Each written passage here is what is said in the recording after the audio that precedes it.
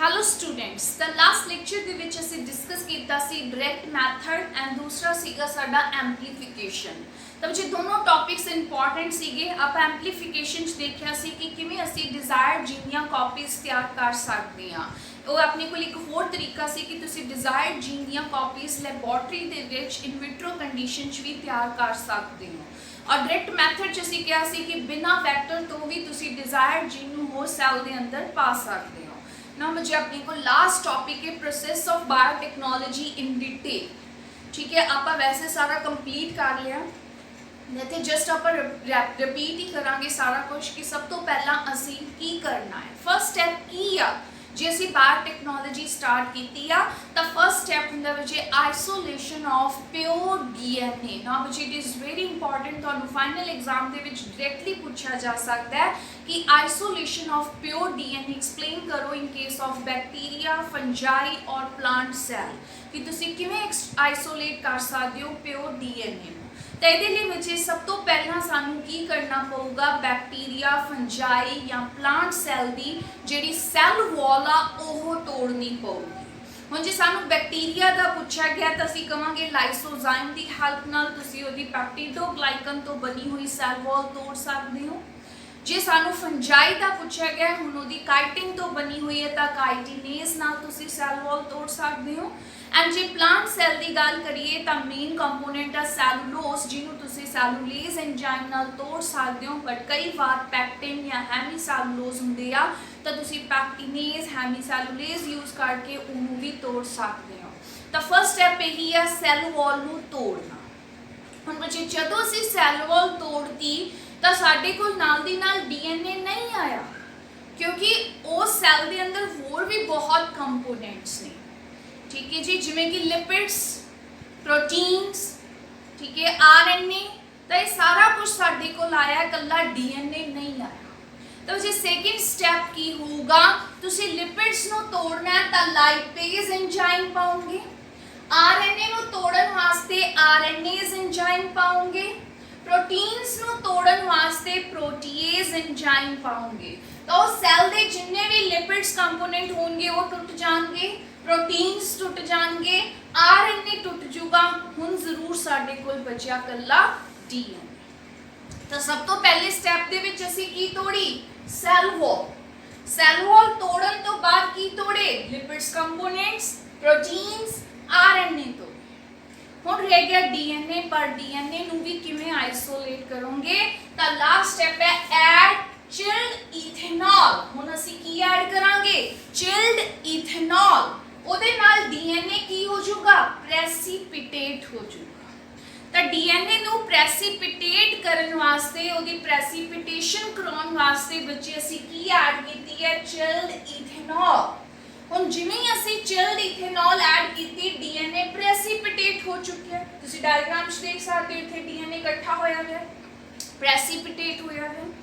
ਹੁਣ ਬੱਚੇ ਤੁਸੀਂ ਸਪੂਲਿੰਗ ਮੈਥਡ ਨਾਲ ਇਸ डीएनए ਨੂੰ ਕੱਢ ਸਕਦੇ ਹੋ। स्पूलिंग का मैथड हुंदा है रील। ठीक है, मतलब की है कि इत्थे मैं एक लूप यूज कीती है, तुसी देख सकते हो ਇਹਦੇ ਉੱਪਰ ਜਿਹੜਾ डीएनए ਆ स्पूल हो चुका है, डीएनए ਦੇ थ्रेड्स ਉਹਦੇ ਉੱਪਰ ਵਲੇ ਗਏ। ठीक है, that is known as spooling. ਤਾਂ ਜੇ ਤੁਹਾਨੂੰ ਆਈਸੋਲੇਸ਼ਨ ਆਫ ਪਿਓਰ डीएनए ਆਉਂਦਾ ਬੱਚੇ ਤੁਸੀਂ ਇਹ ਤਿੰਨੋਂ ਜਿਹੜੇ ਸਟੈਪਸ ਨੇ ਲਿਖਨੇ ਹੋਣਗੇ। ਸਭ ਤੋਂ ਪਹਿਲਾਂ breakdown of cell wall, then breakdown of lipid components RNA and proteins, third add chilled ethanol to precipitate DNA, and in last you can collect that DNA by spooling। ਤੁਸੀਂ स्पूलिंग करके ਉਹਨੂੰ ਬਾਹਰ ਕੱਢ ਸਕਦੇ ਹੋ, ਜੋ ਕਿ ਮੈਂ ਡਾਇਗਰਾਮ ਦੇ ਵਿੱਚ ਸ਼ੋ ਕੀਤੀ ਹੈ। ਥ੍ਰੈਡਸ ਹੈ ਉਹਦੇ ਉੱਪਰ ਵਲੇ ਗਏ ਨਾ ਬੱਚੇ। ਆਫਟਰ दैट ਸਾਡੇ ਕੋਲ ਆਈਸੋਲੇਟ ਹੋ ਚੁੱਕੇ DNA। ਹੁਣ ਅਸੀਂ DNA ਦੀ ਕੀ ਕਰਾਵਾਂਗੇ ਕਟਿੰਗ, और कटिंग ਲਈ ਕੀ ਯੂਜ਼ ਹੁੰਦਾ ਹੈ ਰਿਸਟ੍ਰਿਕਸ਼ਨ ਐਂਡੋਨਿਊਕਲੀਅਸ ਐਂਜ਼ਾਈਮ। ਐਂਡ ਕਟਿੰਗ ਤੋਂ ਬਾਅਦ ਅਸੀਂ ਕੀ ਕਰਾਵਾਂਗੇ ਪੇਸਟਿੰਗ। ਹੁਣ ਪੇਸਟਿੰਗ ਲਈ ਕੀ ਯੂਜ਼ ਹੁੰਦਾ ਹੈ ਲਾਈਗੇਜ਼ ਐਂਜ਼ਾਈਮ। ਤਾਂ ਡੀਐਨਏ ਨੂੰ ਕੱਟਣ ਵਾਸਤੇ ਰਿਸਟ੍ਰਿਕਸ਼ਨ ਐਂਡੋਨਿਊਕਲੀਅਸ ਨੇ ਕੀ ਕੀਤਾ ਸ਼ੂਗਰ ਫਾਸਫੇਟ ਦੇ ਵਿਚਾਲੇ ਜਿਹੜੇ ਬੌਂਡ ਸੀ ਉਹਨਾਂ ਨੂੰ ਤੋੜਤਾ, ਔਰ ਲਾਈਗੇਜ਼ ਐਂਜ਼ਾਈਮ ਨੇ ਨਵੇਂ ਬੌਂਡਸ ਬਣਾ ਕੇ ਉਹਨਾਂ ਨੂੰ ਜੋੜਤਾ ਜਿਹੜੇ ਉਹਦੇ ਸਟਿਕੀ ਐਂਡ ਸੀ, ਫ੍ਰੀ ਐਂਡ ਸੀ। और साडे कोल की बन गया रिकम्बिनेंट डीएनए मॉलिक्यूल। ना बच्चे कई बार इस recombinant DNA chimeric DNA. So confuse नहीं होना, इतने काइमैरिक डीएनए का मतलब रिकम्बिनेंट डीएनए ही है। हुण उस रिकम्बिनेंट डीएनए नूं काहदे च ट्रांसफर कीता? Host cell. हुण असीं होस्ट सैल दी की करावांगे? कल्चरिंग। तो जे होस्ट सैल दी कल्चरिंग लार्ज स्केल ते कीती जांदी है। Now it is large scale production, क्योंकि सानू साडा डिजायर्ड जीन दियां बहुत सारियां कॉपीज चाहिए ने, या कह लो कि सानू साडा प्रोडक्ट बहुत ज़्यादा मात्रा च चाहिए। So it is the large scale production. तो जिहड़े होस्ट सैल्स हुंदे ने बच्चे, उन्होंने वड्डे सारे टैंक दे विच कल्चर करवाया जाता है, जिन्होंने असी बायो रिएक्टर्स भी कहते हैं। सो ये वड्डे वड्डे टैंक्स ने, वैसल्स ने, जिन्हां दे विच होस्ट सैल दी कल्चरिंग करवाई जाती है। और मैं डायग्राम दे विच ये दो टैंक रिप्रेजेंट किए ने। Number 1 is simple state tank and second is sparked state tank. हुण बच्चे जिहड़ा सिंपल स्टेट टैंक आ, इहदे which state blades the use किया गया है। स्टेट ब्लेड्स किवें करनगे? जदों घुम्मणगे तां उहदे विच रोटेशन होगी, ताकि ऑक्सीजन जिहड़ी आ ओह चंगी तरह नाल डिसॉल्व हो सके या फिर ट्रांसफर हो सके। But sparked state tank that is more important. क्यों? क्योंकि इस केस दे विच बच्चे हुण उन्होंने यूज कीते है बबल्स। इस केस दे विच बबल्स नूं स्पार्क्ड किया गया। तुसीं देख सकदे हो डायग्राम दे विच तुहानूं ऑक्सीजन बबल्स नज़र आउणगे।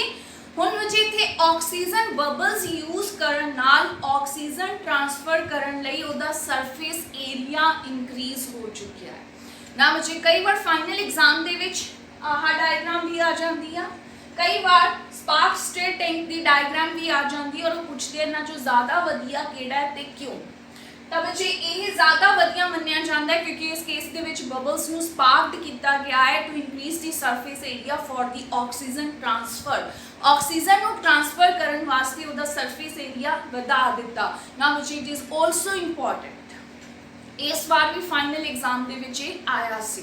सो बच्चे these both bioreactors are important. दोनों दी डायग्राम, दोनों दे फीचर्स पता होने चाहिए। तो simple state tank they which just state करने लई ब्लेड्स यूज किए गए हैं। बट इस केस दे विच उन्होंने स्पार्क स्टेट टैंक दे विच बबल्स नूं स्पार्क किया है, ताकि ऑक्सीजन ट्रांसफर वास्ते सरफेस एरिया इंक्रीज हो जाए। Now which last topic, that is the downstream processing. Again very important topic, downstream processing.